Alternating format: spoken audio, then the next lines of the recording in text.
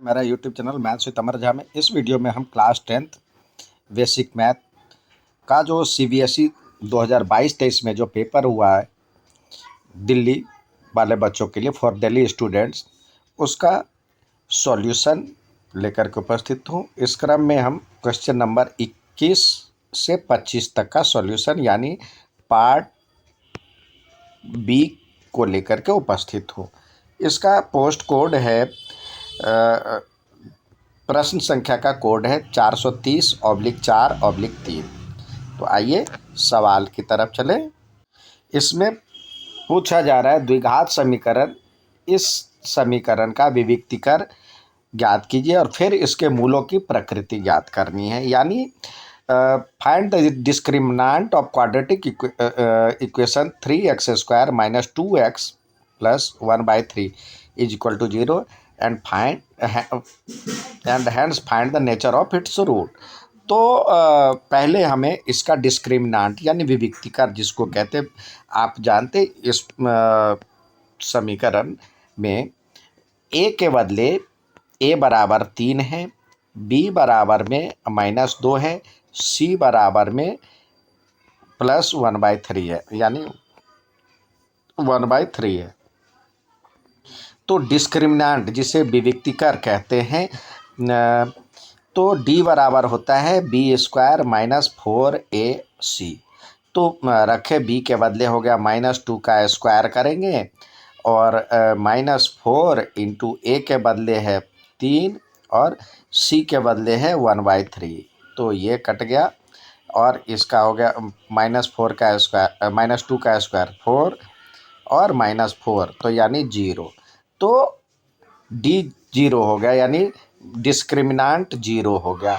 अब कह रहा है nature of the root, nature of its root. तो नेचर क्या होगा जब व्हेन d = 0 होता है, जब d बराबर 0 होता है तो नेचर क्या होगा, नेचर ऑफ रूट्स जो होगा ये इसका रूट होगा कैसा, रियल यानी वास्तविक एंड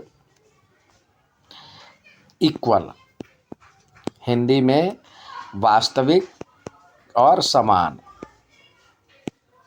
वास्तविक और समान, ये इसका रूट होगा। अब आगे देखते हैं।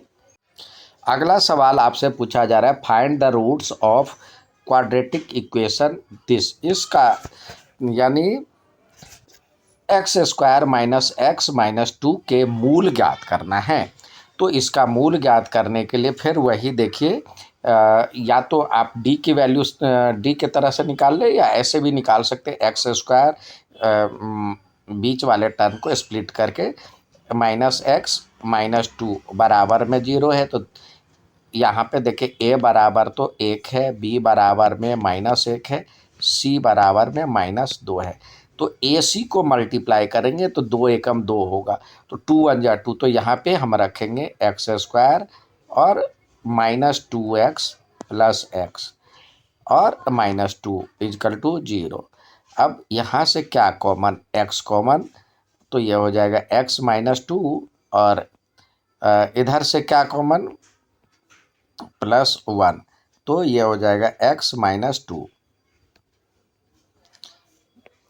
ये x - 2 = 0। तो x - 2 तो दोनों साइड आ गया, तो x - 2, तो इधर से बचा x + 1 = 0। तो या तो ये 0 होगा या ये 0 होगा, तभी ये 0 हो सकता है। व्हेन x - 2 = 0 और x + 1 = 0। तो जब x - 2 = 0 होगा तो x बराबर 2 होगा, और जब ये बराबर 0 होगा तो x बराबर में -1 होगा। तो इसका जो रूट्स होगा, रूट्स जिसको हिंदी में मूल कहते हैं, मूल होगा 2 और -1। ठीक है, अब नेक्स्ट सवाल देखते हैं। नेक्स्ट सवाल आपसे पूछा जा रहा है बगल की बनी आकृति यानी इस आकृति में OP, OQ और OR पर स्थित ABC इस प्रकार है कि A B parallel to P Q और B C parallel to A R है, तो हमें दर्शाना है कि ये और ये पैरेलल होगा। तो इंग्लिश में भी देख लीजिए, इंग्लिश में भी यही चीज़ है। In adjoining figure A B C R points on, ये ए इस पे पॉइंट है तो यानी ये इसके पैरेलल है और ये इसके पैरेलल है, तो हमें प्रूव करना है ये इसके पैरेलल है। तो पहले हम चलते हैं इस ट्रायंगल में, पहले चलते हैं हम इस ट्रायंगल में। तो लिखेंगे यहाँ पे in triangle P O Q, तो यहाँ पे दिया हुआ है पी ए बी पैरेलल दिया हुआ है पी क्यू के। तो बीपीटी थ्योरम कहता है ओ ए अपॉन में ए पी, यानी ओ ए अपॉन में A P is equal to B Q O B upon में O Q, O B upon में बी क्यू। तो यहाँ पे ओ ए अपॉन में ए पी था, ये पी नहीं ए पी है, बाय किससे होगा, बाय बीपीटी थ्योरम द्वारा, बाय बीपीटी थ्योरम यानी थेल्स प्रमेय। ये इक्वेशन 1 हो गया। सिमिलरली या इसी प्रकार similarly in triangle P O R, in triangle P O R where जहाँ ए सी पैरेलल दिया हुआ है आपको पी आर के, तो वहाँ भी बीपीटी थ्योरम में हो जाएगा ओ ए अपॉन में A P is equal to, ये हो जाएगा क्यू ओ सी अपॉन में सी आर। तो इस यहाँ ये भी हो जाएगा बाय बीपीटी थ्योरम, बीपीटी। अब इस दोनों इक्वेशन को देखिए, LHS तो दोनों एक जैसा है, तो ये इसको इक्वेशन 2 कर लेते हैं।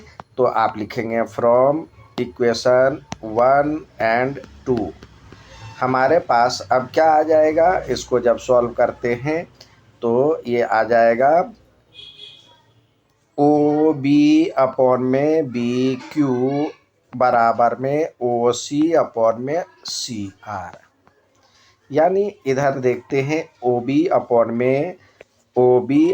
में क्यू बी क्यू और क्यू सी अपॉन में सी आर।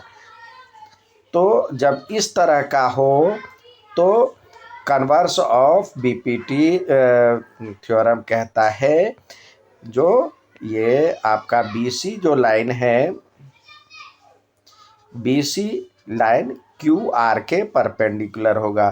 तो हैंस बी, अब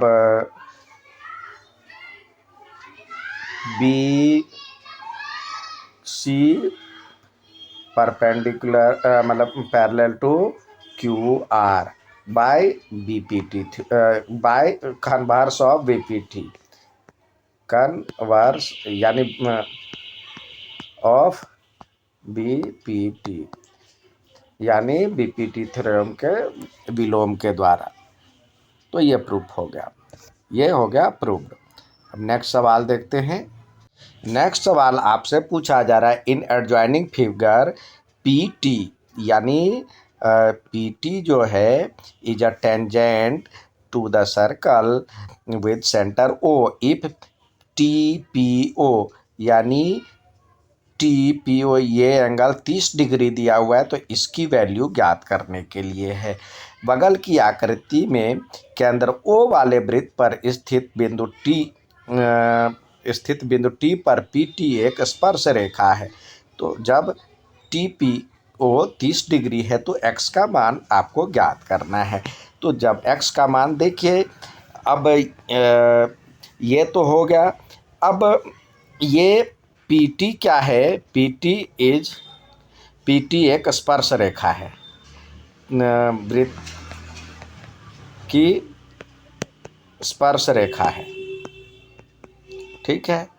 तो अब ये जानते, ये वृत्त पर जो ये त्रिज्या है यहाँ पे परपेंडिकुलर होता है, तो यानी angle O T P is equal to 90 degree होता है।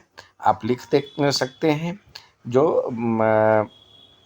और अब ये चलते, ये देखिए, अब त्रिभुज ये ओ टी पी में आपको ये 30 डिग्री दिया, ये आ गया 90 डिग्री, तो ये इसकी वैल्यू आ जाएगा, यानी आ जाएगा ट्रायंगल,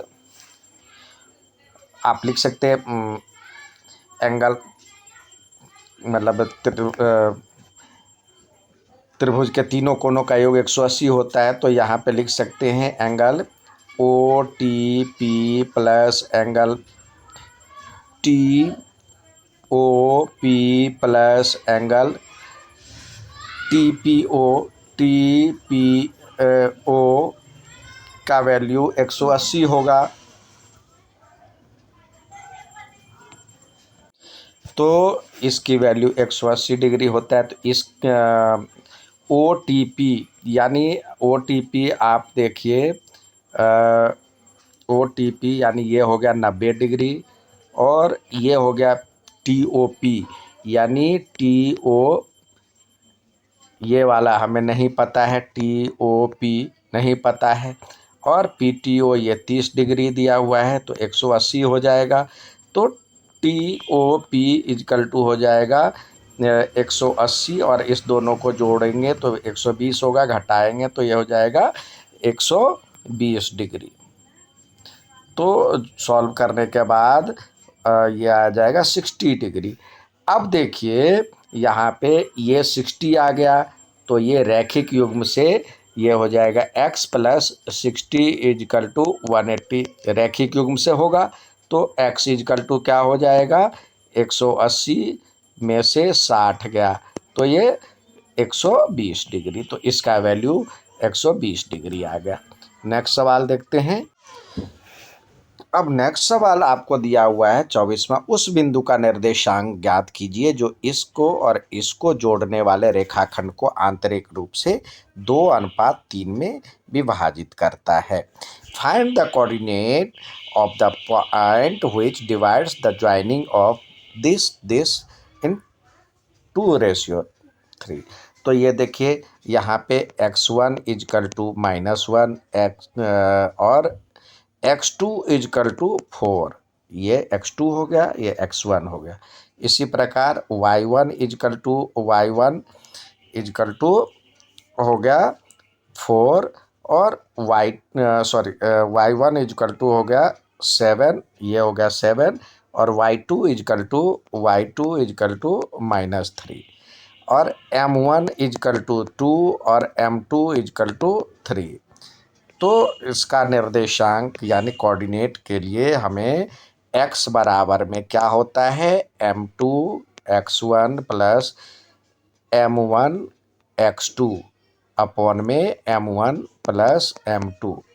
तो इसको यदि करते हैं तो m2 क्या है हमारे पास, 3 है, और x1 क्या है, -1 है।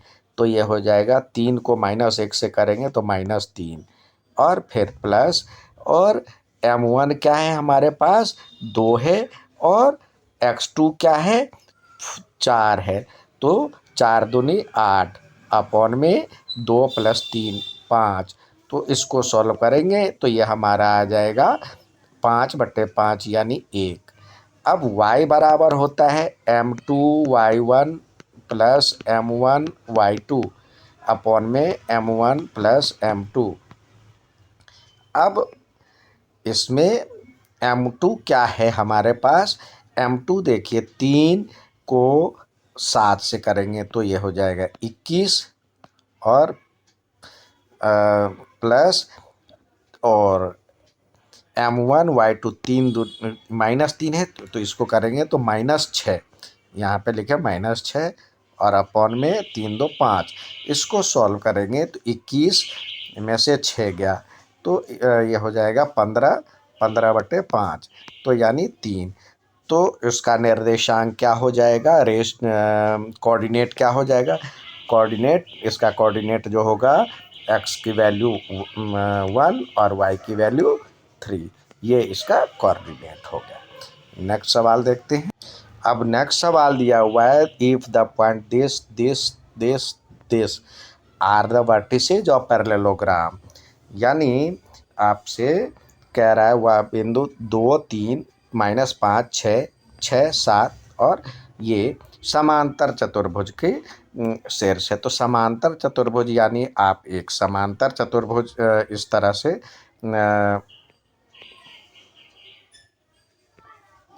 समांतर चतुर्भुज डाल लीजिए और देखिए यहाँ पे ए बी सी डी कोई एक क्रम में होगा। तो यहाँ पे आपको निर्देशांक दिया हुआ है, इसके जो कोऑर्डिनेट दिए हुए हैं यहाँ पे 2 3 और -5 और 6 और ये हो गया 6 और 7 और P और 4। तो देखिए ये जो होगा समांतर यानी इसके बीच की दूरी समान होनी चाहिए। तो देखिए यहाँ पे 2 और -5 से 2 जो है इससे ये कितना ज़्यादा है, इधर देखिए इधर की तरफ यहाँ पे पुट करना है तो कितना ज़्यादा, -5 से 2 तक पहुँचेंगे तो 7 ज़्यादा है।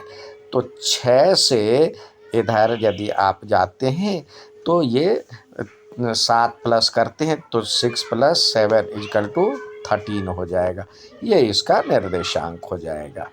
ऐसे भी बना सकते हैं, बाकी दूरी सूत्र से भी बनाया जा सकता है ये और ये। अब अगला आपसे 25वां सवाल कह रहा था P का मान आ गया, P बराबर में यहाँ पे 13। अब अगला सवाल आपसे पूछा जा रहा है यहाँ पे 10P बराबर में √3 है। तो √10 में 10P बराबर में √3 है तो 10 में √3 क्या होता है, किसका वैल्यू होता है √3, आपको पता है 10 60 की वैल्यू होता है। तो P = 60 हो गया, 60 डिग्री। तो यहाँ पे 2 sin P यानी 2 × sin 30 डिग्री, तो sin 30 डिग्री की वैल्यू होता है √3/2 और cos 30 की वैल्यू क्या होता है, cos 60 की वैल्यू क्या होता है 1/2। तो ये आ गया, तो इसको सॉल्व करेंगे तो आपका आ जाएगा √3/2। तो ये हो गया इसका वैल्यू। ये 25वां सवाल तक था। नेक्स्ट वीडियो में मैं ये खंडगौल लेकर के उपस्थित होऊंगा। उम्मीद है पसंद आया होगा, अच्छा लगे तो लाइक और सब्सक्राइब जरूर करें। धन्यवाद।